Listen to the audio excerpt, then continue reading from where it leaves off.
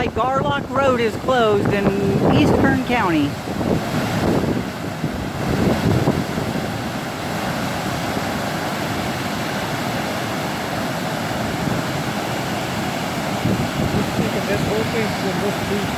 Dang. Probably as high as this levee, huh? Yep, it's slowly starting to come over on this part now. See it? It's gnarly seeing the water coming at you, but it goes over this way. Yeah, I've seen it. There's a car right there.